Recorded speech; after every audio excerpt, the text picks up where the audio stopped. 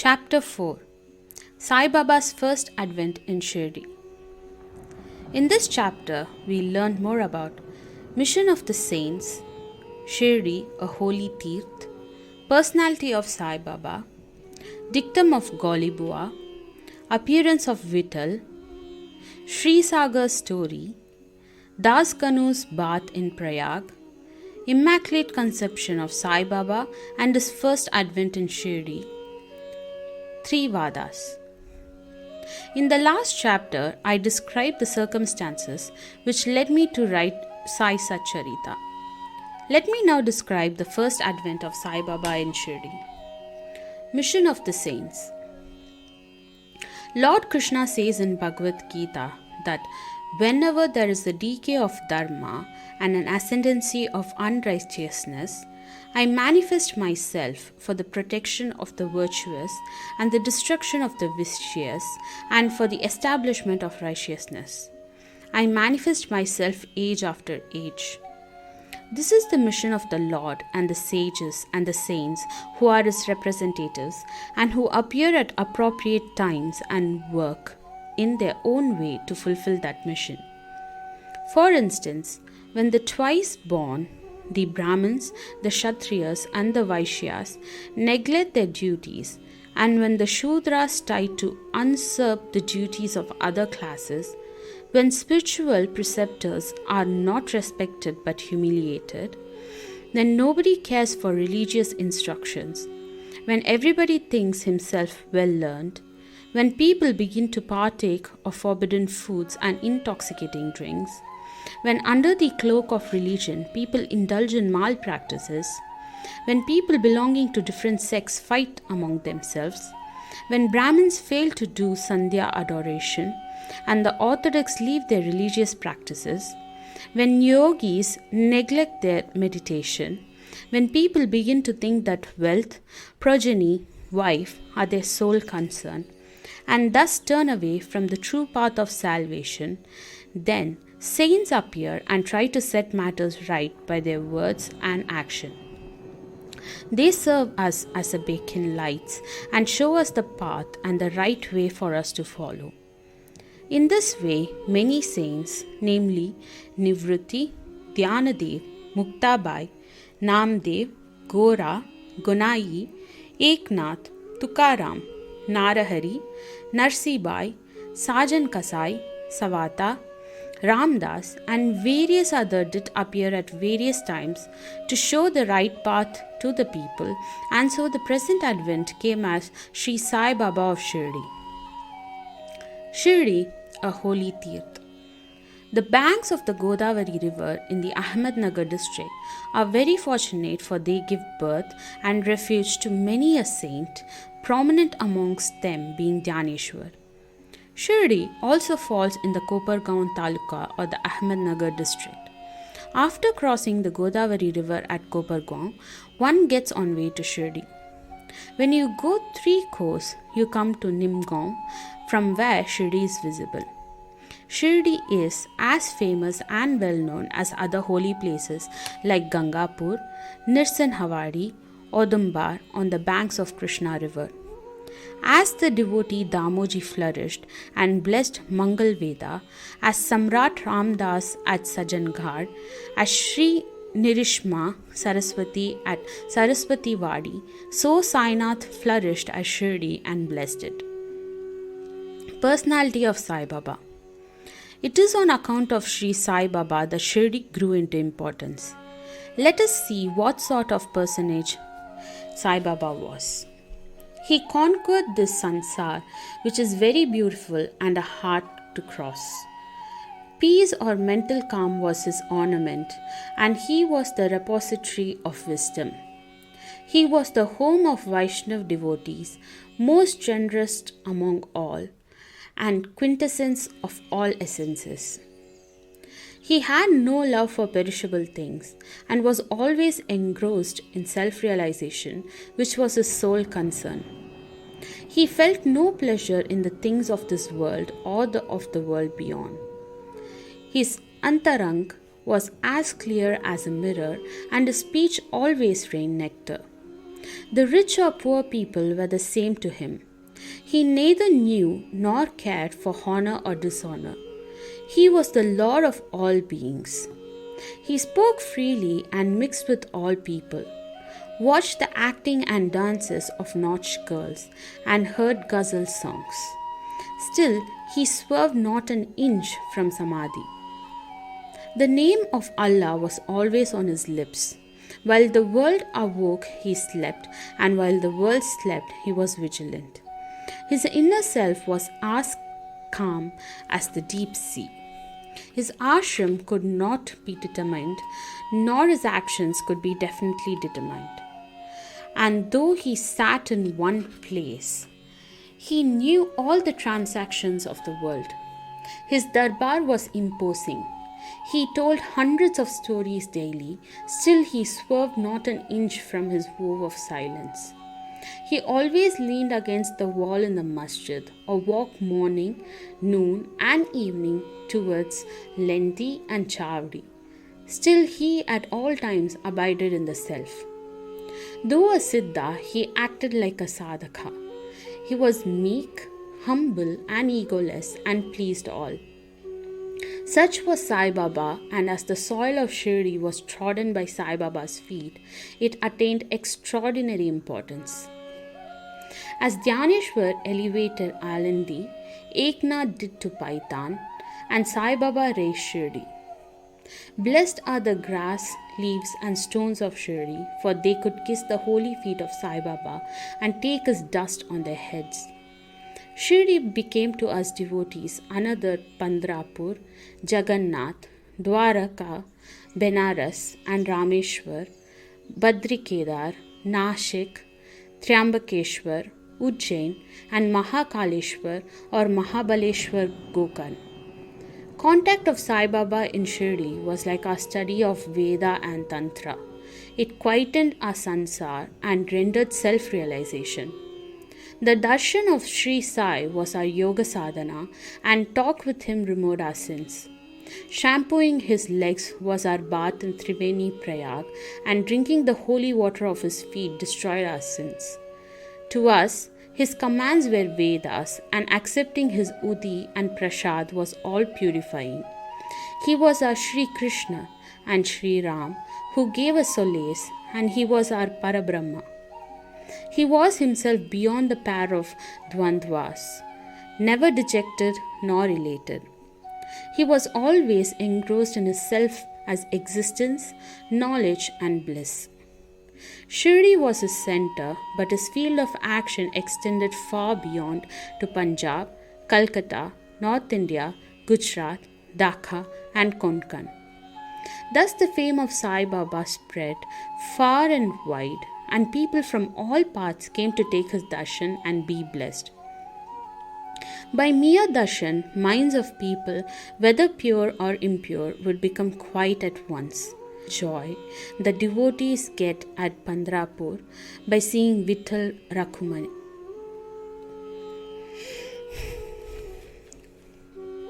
They got here the same unparalleled joy the devotees get at Pandrapur by seeing Vithal Rakhumai. This is not an exaggeration.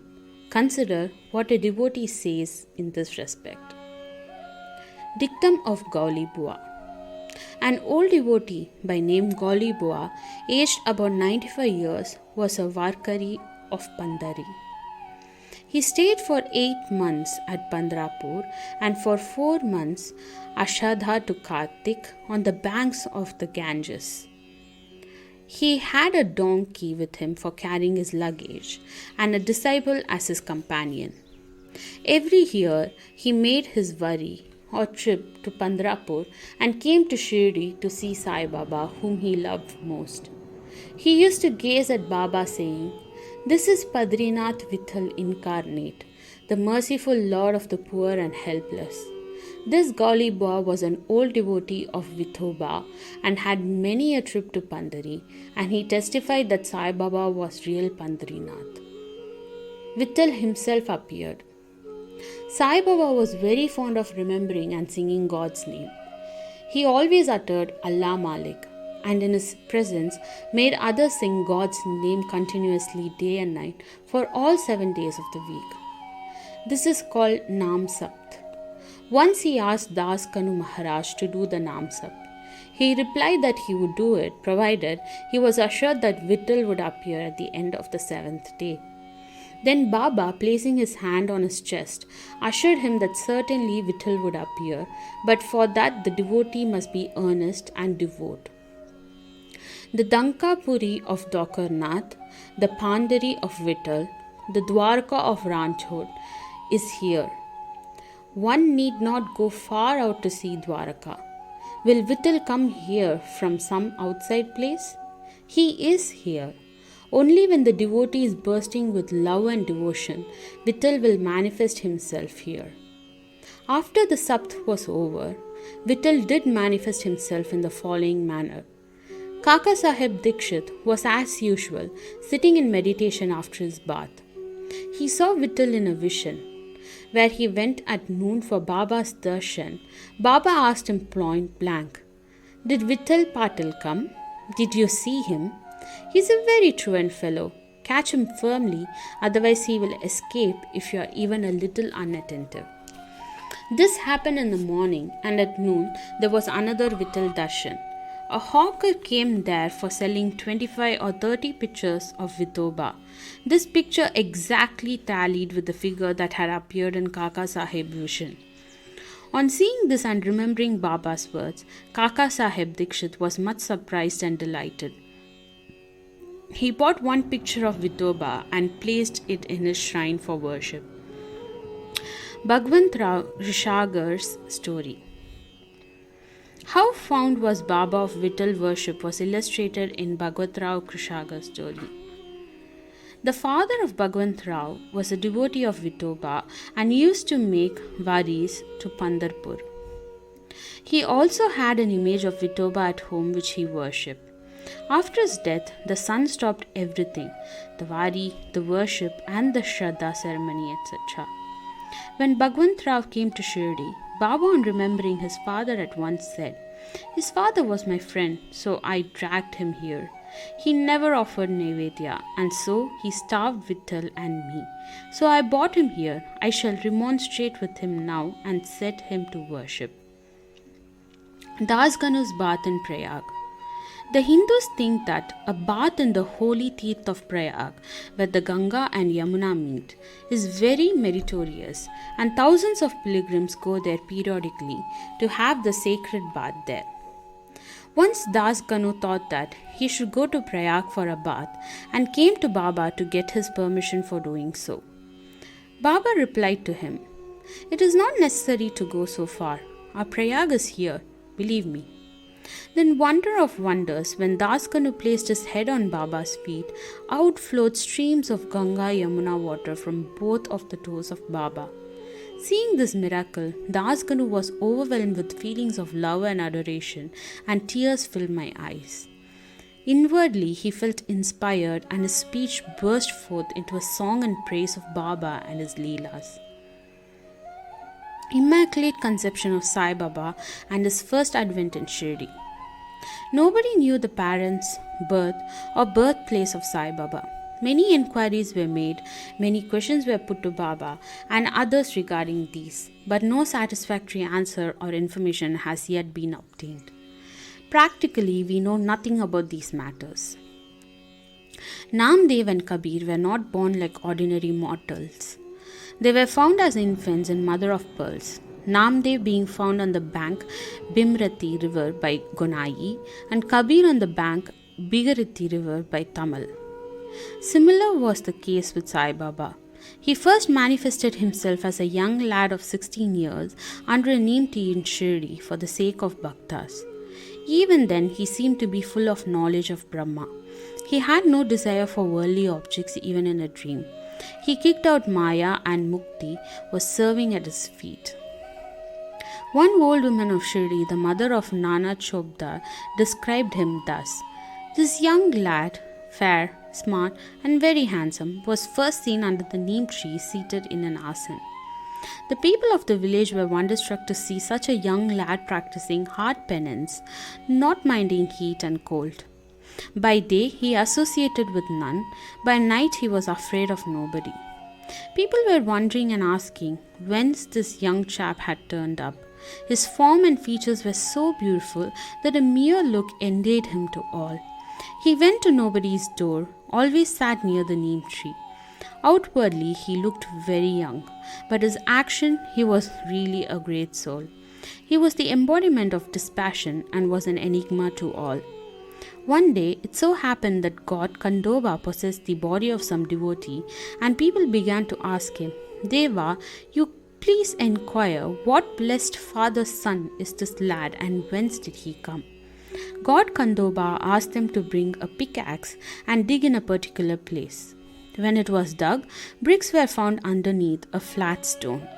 When the stone was removed, a corridor was seen in which 4 samayis were burning. The corridor led to a cellar where cow-mouth shaped structures, wooden boards, rosaries were seen. Khandoba said, This lad practiced penance here for 12 years. Then the people began to question the lad about this. He put them off by telling them that this was his guru's place, his holy vatan, and requested them to guard this well. The people then closed the corridor as before. As Ashwatha and Audambar trees are held sacred, Baba regarded this neem tree equally sacred and loved it most. Mahalspati and other Shirdi devotees regard this site as the resting place of Baba's Guru and are prostrate before it. 3 Vadas. The site with the neem tree and surrounding space was bought by Mr. Hari Vinayak Sate, and on this site a big building style Sate's Vada was erected. This Vada was the sole resting place for pilgrims who flocked there. A platform was built round the neem tree and lofts with steps were constructed. Under the steps there is a niche facing south and devotees sit on the par facing north. It is believed that he who burns incense there on Thursday and Friday evenings will, by God's grace, be happy. This Vada was old and dilapidated and needed repairs. The necessary repairs, additions and alterations have been made now by the Sansthan. Then after some years, another Vada, Dikshit's Vada, was constructed. Kaka Sahib Dikshit, solicitor of Mumbai, had gone to England. He had injured his leg in an accident there. The injury could not be got rid by any means. Nana Sahib Chandrokar advised him to see Sai Baba. So he went to Sai Baba in 1909 and requested him to cure the lameness of his mind rather than that of his leg. He was so much pleased with the darshan of Sai Baba that he decided to reside in Shirdi. So he built a vada for himself and other devotees. The foundation of this building was laid on 10/12/1910. On this day, 2 other important events took place. Mr. Dada Sahib Kaparte was given permission to return home, and the night aarti at the Chavdi was started. The Vada was completed and was inhabited on the Ram Navami day in 1911 with due rites and formalities. Then another Vada or palatial mansion was put up by the famous millionaire Mr. Bhutti of Nagpur. A lot of money was spent on this building, but it was all well utilized as Sai Baba's body is resting in this Vada, which is now called the Samadhi Mandir. The site of this mandir formerly had a garden which was watered and looked after by Baba. 3 Vadas thus came up where there was none formerly. Of these, Satya Vadas was most useful to all in the early days.